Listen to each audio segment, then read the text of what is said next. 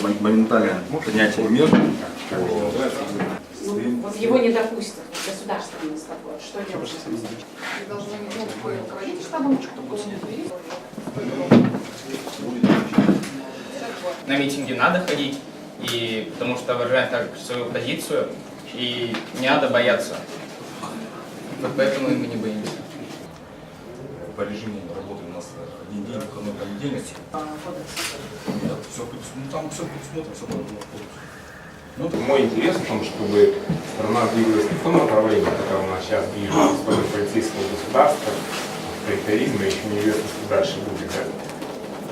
А в том, чтобы она двигалась в сторону свободы, чтобы больше возможностей для развития, в том числе экономического и так далее.